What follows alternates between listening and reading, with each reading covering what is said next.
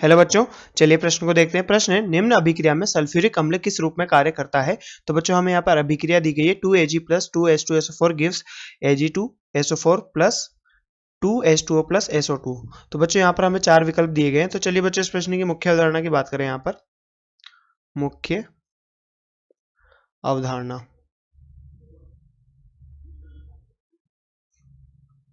तो बच्चों हमें रासायनिक समीकरण क्या दी गई है, 2Ag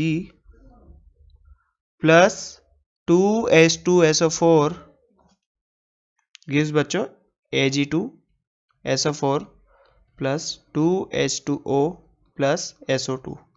तो बच्चों यहाँ पर हमें सबसे पहले ये देखना होगा कि यहाँ पर किसकी ऑक्सीकरण अवस्था में बदलाव कितना हो रहा है, उससे हम बता पाएंगे बच्चों यहाँ पर कौन ऑक्सीकारक कौन उत्प्रेरक क्या है। तो सबसे पहले अगर बात करें Ag बच्चों, Ag की, तो Ag की यहाँ पर ऑक्सीकरण संख्या कितनी है, 0।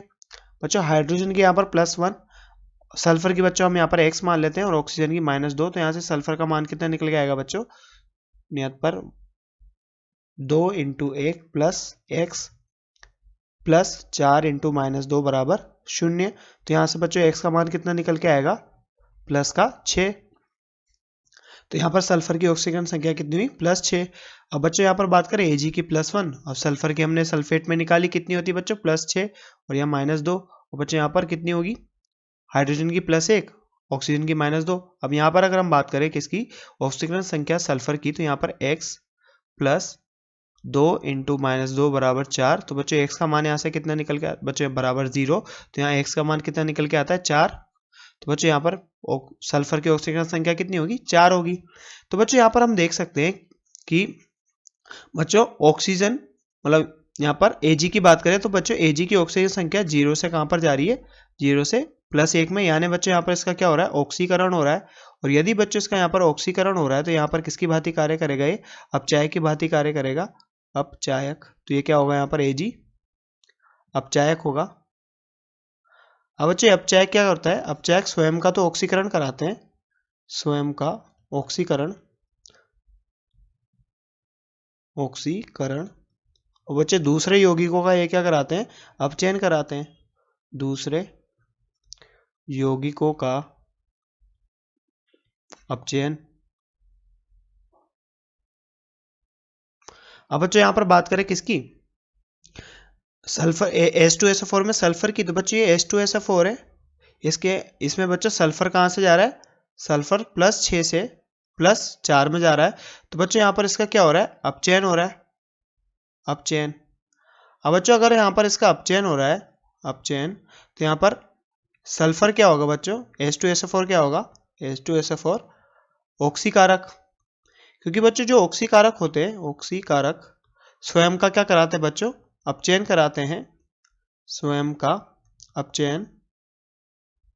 जबकि बच्चों दूसरे यौगिकों का क्या कराते हैं, दूसरे यौगिकों का ऑक्सीकरण कराते हैं,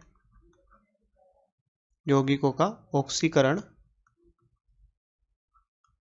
कराते हैं।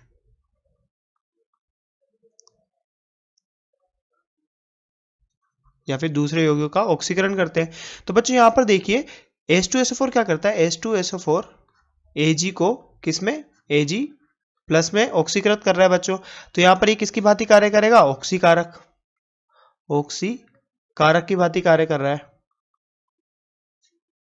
अब बच्चों यहां पर बात करें, जैसे उत्पाद में यहां पर सल्फेट आयन की उपस्थिति दिख रही है, तो बच्चों H2SO4 से सल्फेट आयन कब बनेगा, जब H2SO4 यहां पर बच्चों अपने प्रोटॉन देगा और क्या बनाएगा, सल्फेट आयन।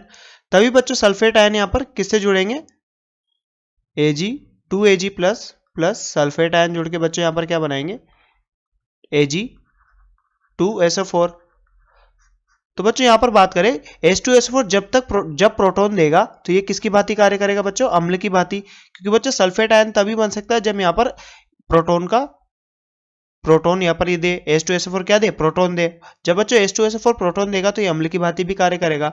तो बच्चों हम यहाँ पर देख सकते हैं कि H2SO4 अम्ल की भांति भी कार्य कर रहा है और ऑक्सीकारक की भांति भी कार्य कर रहा है। तो हम क्या कहेंगे बच्चों, H2SO4 यहाँ पर किस सल्फ्यूरिक अम्ल किस रूप में कार्य कर रहा है, अम्ल प्लस अम्ल व ऑक्सीकारक दोनों की भांति, ऑक्सीकारक। तो चलिए बच्चों अब विकल्पों को देखते हैं। पहला विकल्प बच्चों ऑक्सीकारक नहीं, उत्प्रेरक नहीं, अपचायक नहीं। तो बच्चों ऑक्सीकारक तो है पर ये, परंतु बच्चों ये अम्ल की भांति भी कार्य कर रहा है, इसलिए हम इस प्रश्न का सही उत्तर क्या होगा, विकल्प नंबर डी। तो बच्चों ऑक्सीकारक के साथ साथ अम्ल की भांति भी कार्य कर रहा है, इसलिए हम बच्चों इस प्रश्न का सही उत्तर होगा विकल्प नंबर डी। तो बच्चों आशा करते हैं आपको प्रश्न समझ में आया होगा। धन्यवाद।